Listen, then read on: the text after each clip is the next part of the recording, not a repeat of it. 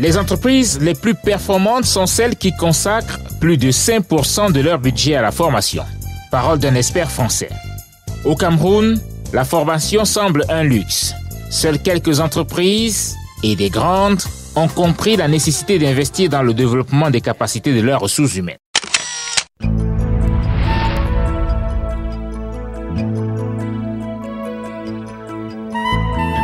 Ici, une rencontre d'experts en ressources humaines qui cherchent la bonne formule pour améliorer la détermination de la contribution de la formation dans les résultats de l'entreprise. La formation est souvent perçue comme une dépense et non un investissement. Alors, le problème qu'on rencontre aujourd'hui dans nos entreprises, c'est que le promoteur est prêt à investir pour ses machines de production, il est prêt à investir pour beaucoup d'extensions au niveau de la société. Mais lorsqu'il s'agit de personnel, du coup, il est bloqué. C'est vrai que souvent on dit oui, mais ça a un coût. Mais ce qu'il faut regarder, c'est est-ce que finalement, au bout du compte, si ça contribue effectivement à la performance, c'est vraiment un investissement qui vaut le coup. Et puis, c'est aussi un élément de motivation des collaborateurs. Des collaborateurs qui sentent que l'entreprise est derrière eux, a le souci de leurs compétences, a le souci qu'ils soient toujours performants, c'est aussi un très très gros facteur de fidélisation de vos collaborateurs. Les entreprises qui ne mettent pas l'accent sur la formation de leur personnel sont protégées par une législation peu contraignante. Il faut dire que le cadre législatif est assez vague, simplement parce qu'il encourage, il recommande la formation du personnel. Il n'y a pas une obligation, comme dans certaines législations étrangères, pour les entreprises à former ou alors simplement à dispenser des formations spécifiques à leur personnel. Évidemment, dans un cadre aussi libertin, il apparaît que les entreprises ont, en fonction de leur organisation, en fonction des domaines dans lesquels elles interviennent, en fonction de leur budget, les entreprises décident donc de la quantité à affecter à la formation. Du coup, c'est dans les grandes entreprises soucieuses de forts résultats que la formation est considérée comme un levier de la performance. Si on parle de budget, aujourd'hui au Cameroun, il y a un pourcentage légal qui doit être consacré à la formation professionnelle continue, c'est le 1%. Dans le cadre légal, les entreprises doivent contribuer à hauteur de 1% de leur masse salariale. Okay. Ce qu'on peut observer, c'est que les entreprises performantes consacrent entre 3 et 5% de leur masse salariale à la formation. Avec 1%, vous pouvez faire des choses, mais c'est vraiment le minimum. Des entreprises emblématiques, à l'instar d'AES-Sonel, qui a créé tout un centre de formation à l'adresse de son personnel et de ses sous-traitants.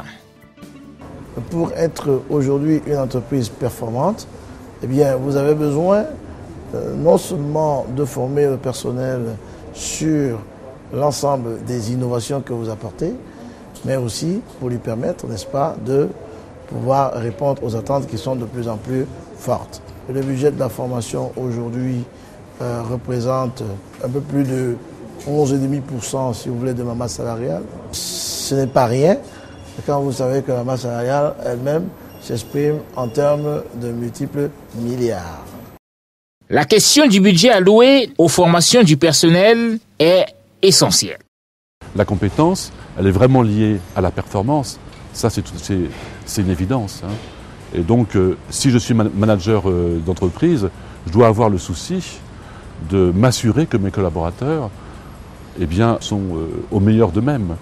C'est encore plus vrai quand on est sur une activité éminemment commerciale. Il faut vraiment que mes collaborateurs, quand ils conseillent un client, aient une connaissance parfaite des produits et une connaissance parfaite aussi de la façon de vendre, etc. Moi, ce que je souhaite vraiment, c'est qu'on associe vraiment dans la tête compétence égale performance. L'entreprise a tout à gagner à augmenter les capacités de ses agents. Par exemple, que votre force de vente, prenons cet exemple-là, eh bien, depuis quelque temps, le chiffre d'affaires stagne. Il y a par exemple aussi perte de part de marché. Bon, c'est un constat. Qu'est-ce que je peux faire? Je peux bien sûr accentuer la pression, mais je me rends compte que la pression, ça ne résout rien. Okay. Je peux finalement me poser une question, est-ce que c'est un problème de motivation? Et puis finalement, je découvre en analysant la situation, eh bien que le niveau d'activité, il n'est pas suffisamment élevé. Et je peux décider du coup de mettre en place une action de formation qui va aider les collaborateurs à améliorer l'organisation et leur niveau d'activité. Et ça, je pourrais le mesurer après la formation. Ce que nous gagnons, premièrement, c'est la qualité des ressources que nous employons. Et beaucoup plus que la qualité des ressources que vous avez vous permet d'optimiser les rendements que vous attendez. Donc, il y a forcément une amélioration de la productivité. Les agents y tirent aussi avantage pour leur développement personnel. Former le personnel permettrait aux personnels d'assumer avec compétence leur poste de travail. C'est-à-dire qu'on peut constater des manquements lors des évaluations ou lors des recadrages quotidiens. Ça, je représente d'envoyer les gens pour faire des stages de perfectionnement, c'est-à-dire de remise à niveau. La formation aussi permet d'adapter le personnel au changement structurel. Lorsque nous avons par exemple des évolutions technologiques, il faudrait former le personnel à réagir promptement face à des situations. On peut prévoir des stades de reconversion par exemple. On a également le volet stratégie d'entreprise. On peut former par l'entreprise à une stratégie dans un domaine précis. La conquête de nouveaux marchés par exemple peut nous conduire à former le personnel, à développer les compétences dans un secteur bien déterminé pour conquérir le marché. On a le quatrième volet qui est aussi très important, qui ressort constamment des évaluations, c'est d'assurer le côté intellectuel des salariés. Le salarié doit se sentir en permanence, en perpétuelle évolution sur le plan intellectuel. Il faudrait le former. La formation est en effet un moteur pour les carrières et la vie tout court. Cette dame, par exemple, revendique 30 ans d'expérience dans 2 secteurs et 3 entreprises différentes. Pour elle, c'est la formation qui, à chaque fois, a été déterminante. À Camer surtout, on avait un centre de formation complètement dédié au personnel et où on a suivi des formations dans tous les domaines du commercial que vous pouvez imaginer. Quand je suis arrivée, je crois, les 5 premières années, il y avait une formation au moins tous les ans, si ce n'est pas tous les 2 ans. Reste que la législation doit être modifiée dans le sens de la contrainte pour que tous les travailleurs puissent bénéficier de cette plus-value qu'est le développement des capacités humaines. Portrait d'une icône du journalisme.